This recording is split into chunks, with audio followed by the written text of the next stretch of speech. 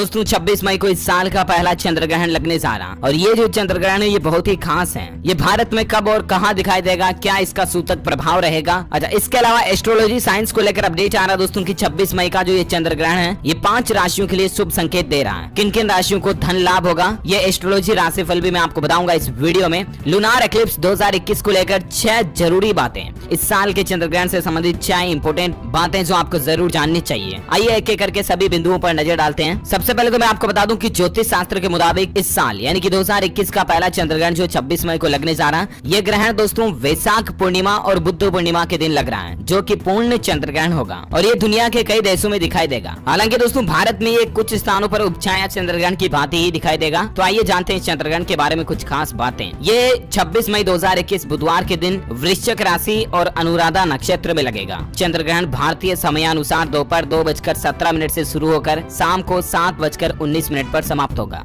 भारत में कुछ स्थानों से ये उपछाया चंद्रग्रहण के रूप में दिखाई देगा और ये कुल 5 घंटे की अवधि के लिए होगा। दोस्तों चंद्रग्रहण कब होता है? साइंटिफिक रूप से अगर अपन बात करें तो विज्ञान के मुताबिक जिस समय पृथ्वी, सूर्य और चांद इन दोनों के बीच में आ जाती है ना, इसके चलते सूर्य का प्रकाश चांद पर नहीं पड़ता और उस घटना को ही हम चंद्रग्रहण कहते हैं। जैसा कि अपन बात कर रहे थे कि राशिफल के मुताबिक किन 5 राशियों के लिए चंद्रग्रहण जो शुभ संकेत दे रहा है, किन राशियों को धन लाभ होने का चांस बन रहा है। तो चंद्रग्रहण को लेकर राशिफल में आप देख पाएंगे। सबसे पहले बात करें दोस्तों मेष राशि की, तो आपके लिए ये चंद्रग्रहण शुभ संकेत लेकर आ रहा है। इस दौरान आपके सभी काम बनेंगे लेकिन सेहत थोड़ी कमजोर होने के आसार हैं, इसलिए अपना ध्यान रखें। आर्थिक पक्ष मजबूत दिखाई दे रहा है, धन लाभ के योग बनेंगे, धार्मिक कार्यों में रुचि बढ़ेगी। वृश्चिक राशि वालों के लिए दोस्तों क्योंकि चंद्रग्रहण इसी राशि में लगने जा रहा है, इसलिए आपके आर्थिक मामलों के लिए चंद्रग्रहण शुभ साबित हो रहा है। रुके हुए कार्य पूरे होंगे, अचानक से धन लाभ हो सकता है, वाहन या मकान सुख की प्राप्ति के योग भी बन रहे हैं। हाथ में लाभ प्राप्त करने के लिए कई अवसर आएंगे, माता की सेहत में सुधार आएगा। वहीं बात करें दोस्तों मिथुन राशि वालों के लिए, तो आपके लिए भी चंद्रग्रहण शुभ रहेगा। खर्च बढ़ेंगे लेकिन आर्थिक स्थिति भी काफी मजबूत रहेगी। शत्रु परास्त होंगे, कार्यस्थल पर आपके काम की सब तारीफ करेंगे। बस वाणी पर थोड़ा नियंत्रण रखना होगा, नहीं तो आपको किसी दोस्त से झगड़ा करना पड़ सकता है। वहीं बात करें कन्या राशि को लेकर दोस्तों, तो आपके लिए भी चंद्रग्रहण शुभ संकेत लेकर आया है। आर्थिक रूप से आप तरक्की करेंगे, नौकरी और व्यापार में लाभ होगा, इनकम बढ़ने के योग बन रहे हैं। मेहनत के अनुसार फल की प्राप्ति होगी, लेकिन सेहत का विशेष रूप से ध्यान रखना पड़ेगा।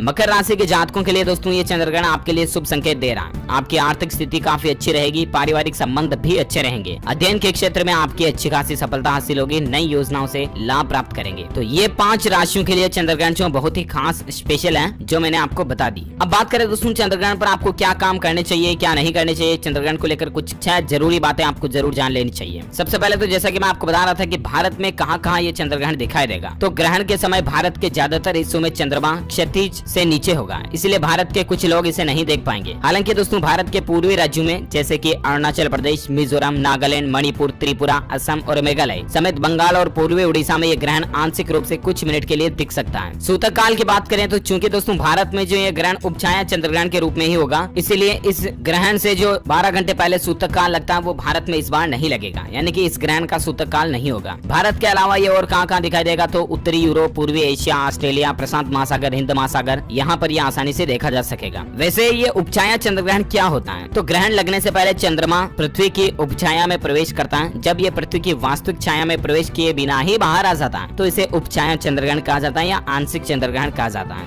उपछाया चंद्रग्रहण के दौरान दोस्तों चंद्रमा पूरी तरह से गायब नहीं होता है, बस थोड़ा सा धुंधला होता है, मलिन होता है। लेकिन जब ये पृथ्वी की वास्तविक छाया में प्रवेश कर जाता है तो ये पूरी तरह से गायब हो जाता है और तब इसे पूर्ण चंद्रग्रहण कहा जाता है। इस साल 2021 में कुल कितने ग्रहण है, तो इस साल कुल 4 ग्रहण लगेंगे। 2 सूर्य ग्रहण होंगे, 2 चंद्र ग्रहण होंगे। साल के पहले ग्रहण के तौर पर तो ये 26 मई को चंद्रग्रहण लगने जा रहा। दूसरा चंद्रग्रहण 19 नवंबर को लगेगा। वहीं 10 जून को पहला सूर्य ग्रहण लगेगा और 4 दिसंबर को दूसरा सूर्य ग्रहण लगेगा। ओके, और इसके अलावा ग्रहण को लेकर धार्मिक मान्यता क्या दोस्तों, तो धार्मिक मान्यताओं के मुताबिक राहु और केतु समय समय पर चंद्रमा और सूर्य पर हमला करते हैं। जब ये सूर्य और चंद्रमा को जकड़ लेते हैं तो उस समय सूर्य और चंद्रमा कमजोर पड़ जाते हैं और ग्रहण लग जाता है। इस दौरान वायुमंडल में नकारात्मक ऊर्जा भी पैदा होती है। इस कारण धार्मिक ग्रंथों में ग्रहण के दौरान कोई भी शुभ काम करने की मनाही है, यानी कि ग्रहण के दौरान कोई शुभ काम, नई शुरुआत, नए काम धंधे की शुरुआत होगी, घर का शुभारंभ हो गया, गृह प्रवेश, शादी समारोह, इनके मुहूर्त जो है चंद्रग्रहण सूर्य ग्रहण पर नहीं होते हैं। हालांकि कुछ और ऐसी बातें भी जो आपको चंद्रग्रहण के दौरान जरूर ध्यान में रखनी चाहिए, यानी कि चंद्रग्रहण के दौरान कुछ काम ऐसे जो भूल कर भी आपको नहीं करने चाहिए।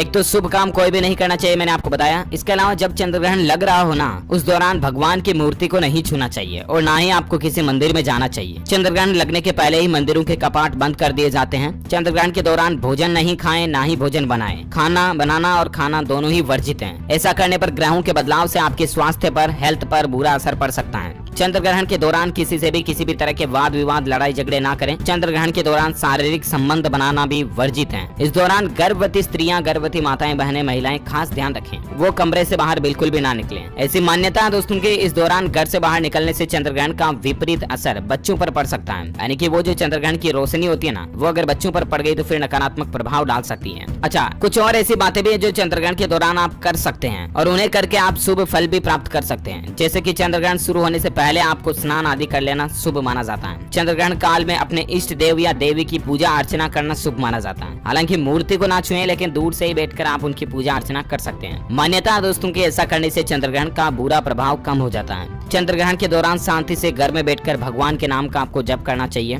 चंद्र ग्रहण में दान करना बेहद शुभ माना जाता है। आप गरीबों को कंबल दान कर सकते हैं, बच्चों को कुछ भी दान कर सकते हैं। चंद्र ग्रहण के दौरान डोनेट करना बहुत ही अच्छा शुभ माना जाता है। ग्रहण के समाप्त होने के बाद घर में गंगा जल का छिड़काव करें और फिर से आपको स्नान करना चाहिए। ग्रहण समाप्ति के बाद घर में सभी बर्तनों को मांजना चाहिए और ग्रहण के बाद पूरे घर में एक बार साफ सफाई और मतलब वो कहते हैं ना, जैसे कि पूरा घर एक बार क्लीन कर देना चाहिए। सभी पुराने पानी को ढोल करके नया पानी भरना चाहिए। ग्रहण समाप्त होने के बाद घर के सभी सदस्यों को नहाना चाहिए, है ना। इसके अलावा दोस्तों चंद्र ग्रहण के दौरान खाने पीने की चीजों में आप तुलसी का पत्ता डाल दें। ऐसी मान्यता है कि ऐसा करने पर भोजन पर कोई भी चंद्र ग्रहण का नकारात्मक प्रभाव नहीं पड़ता है। गर्भवती स्त्रियों को अपने पास एक नारियल का गोला रखना चाहिए, उससे भी क्या कि नकारात्मक ऊर्जा उनसे दूर रहती है। अच्छा, इसके अलावा कुछ राशियों पर दोस्तों चंद्र ग्रहण का बुरा प्रभाव भी पड़ने जा रहा है, तो वो राशियां संभल कर रहें और कोई भी मतलब गलत काम ना करें, लड़ाई झगड़ा ना करें घर में, और हेल्थ का भी विशेष ध्यान रखें। कौन कौन सी राशियां जिन पर ये बुरा प्रभाव पड़ सकता है? तो एक तो वृश्चिक राशि वाले लोगों के लिए वैसे तो चंद्र ग्रहण फायदेमंद है, लेकिन कुछ नकारात्मक प्रभाव भी डाल सकता है, तो वृश्चिक राशि वाले लोग सावधान रहे। इसके अलावा मिथुन राशि, सिंह राशि, कुंभ राशि, ये जातक भी सावधान रहे। इस चंद्र ग्रहण के दौरान कोई भी काम करें तो समझदारी से करें, वाहन चलाएं तो सावधानी से चलाएं। आप सिर दर्द की परेशानी में भी गुजर सकते हैं इस चंद्र ग्रहण के दौरान। आपकी पारिवारिक लाइफ में भी ये चंद्र ग्रहण का प्रभाव जो है नकारात्मक देखने को मिल सकता है, तो आराम से शांति सुकून से रहें, लड़ाई झगड़ा ना करें, गुस्सा ना करें, ठीक है ना। तो दोस्तों शास्त्रीय धारणाओं के मुताबिक, खगोल शास्त्र के मुताबिक चंद्र ग्रहण पर जो कुछ जरूरी बातें थी मैंने आपको बताई। वैसे आप मुझे नीचे कमेंट करके बताइए दोस्तों कि आप कौन से राज्य में रहते हैं, ताकि मैं आपके राज्य के समाचार भी आपके मोबाइल तक पहुंचा पाऊंगा। और बाकी चंद्र ग्रहण से संबंधित और भी जरूरी जानकारी और कोई नया अपडेट आएगा तो मैं आपको